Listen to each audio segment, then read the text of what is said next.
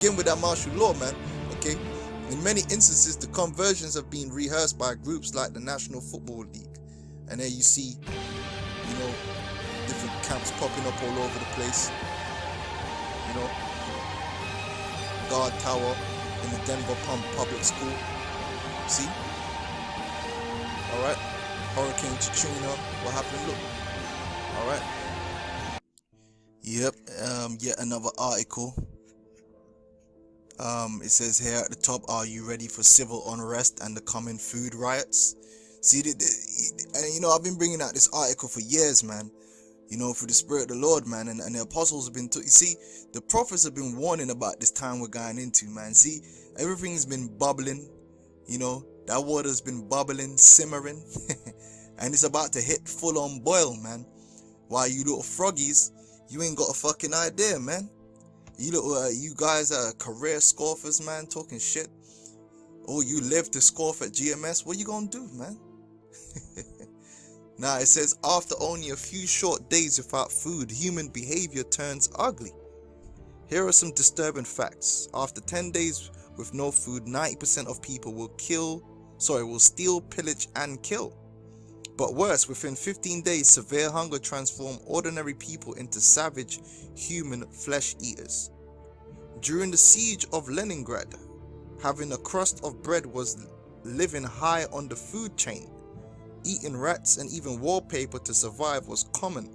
Most Americans think it's crazy to believe it could ever happen here. Why? Because I always gotta say, not just America, the West. Okay, the West. People in the West are not used to disasters, man. They're not used to not having. They see that as something that happens in the third world. That's why when this shit happens, when the shit hits the fan on the earth, the worst places are gonna be the West, America, and Western Europe, and them places, because they're just totally, they're so used to supermarkets always being full, man. It's unbelievable. They think that shit could never happen. All right, so they're not prepared mentally, physically, in any way, shape, or form. Now it says in the 1950s, the Pentagon conducted a study to find out what people would do at different stages of starvation. I wonder why the Pentagon did that. What this scripture said, they have fulfilled a diligent search, man. What they discovered was shocking. After just 10 days without food, 90% of people will steal, pillage, and kill for food.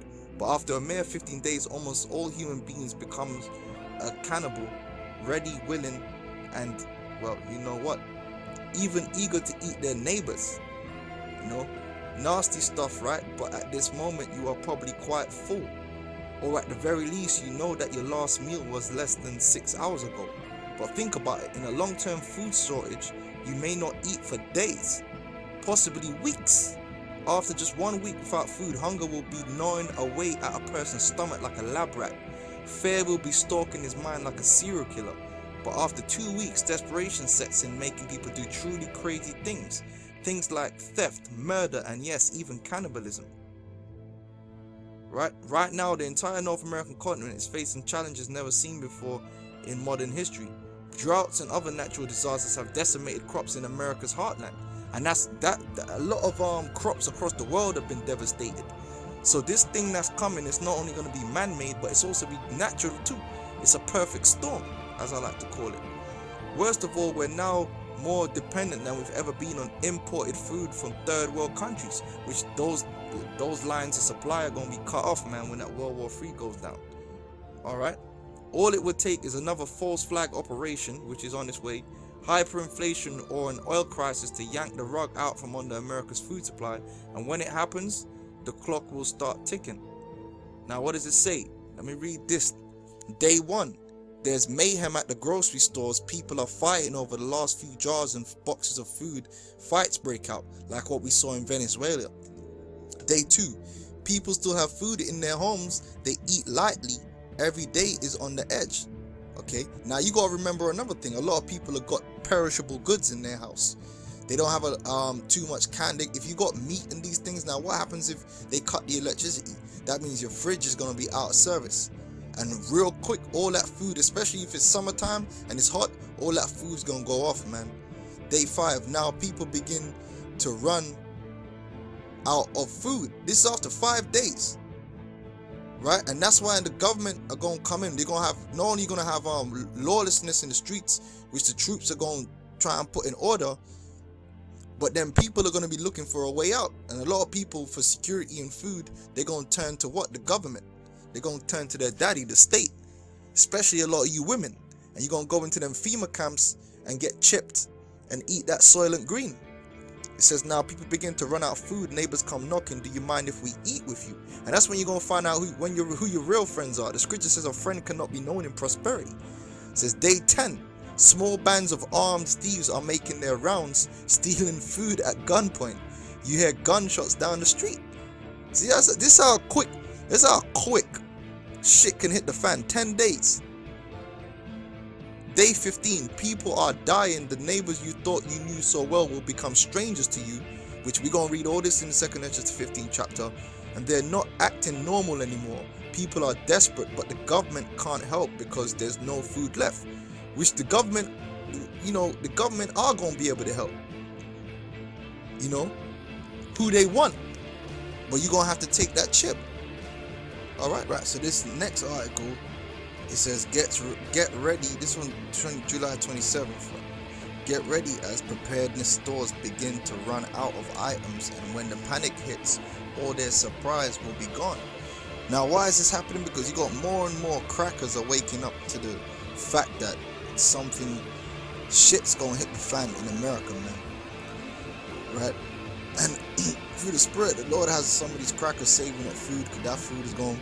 Lord, that food's really gonna be for the elect. Lord, that food's gonna get them killed. The military troops are gonna come take that shit. But you got them preparing for this time that we're as at hand, and this is a warning going out, because a lot of these preparedness stores are now beginning to have shortages of food, man. Right? It says here we've got some updates.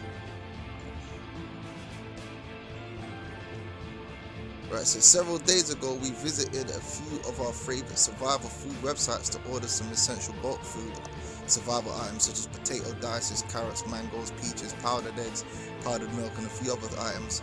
We were met with the statements, due to warehouse configuration, no bulk items will be available until July the 27th. Today being July the 27th, we visited these websites again, expecting to be able to order now. Instead, what we got instead was another sign of what ahead for America, as seen in the screenshots below and at the bottom of the story, man. Alright, and due to overwhelming demand, all legacy essential bulk items are experiencing low levels of inventory. We expect these items to be back in stock 3 to 4 weeks. So you see what's going down out here. Now, at the end of the day, there's a reason why. See, the people who already there are a lot of people, the so-called truthers that are waking up to the fact of certain things are going to go down in America, right? But we know the majority of people are not, but there are a segment of crackers that are waking up to it. But the fact is that the majority of Negroes, none of you Negroes are waking up to anything about to go down. You're blissfully unaware of anything that's going on around you. You know why? Because you are Negroes, Hispanics, and Native American Indians, man, like to be amused, man. Out of all the people on the planet Earth, you loved amusement, and I'm gonna show you that the so-called white man uses amusement against you. All right, just switch this over here. Now, this is the word amusement in the etymology from the 1600s, meaning diversion of attention, especially in military actions, from French amusement. Because guess what, man? You Jakes, man, Esau provided you so much amusement and change your culture into a culture of amusement so that he can catch you unawares, man. It's a military tactic, man. All that Meek Mills versus Drake bullshit, all that shit, BET is all mostly what? Amusement. BET ain't gonna talk about nothing, man. All right, that's why you more than anyone, you Jakes are gonna get caught out there, man. In this thing, in this time of Jacob's trouble, you Jakes are gonna get caught out there, man. Cause you Jake are just totally even these niggas that so-called supposed to be conscious, man, they ain't shit, man. They're still into amusement, man. That's what them debates are,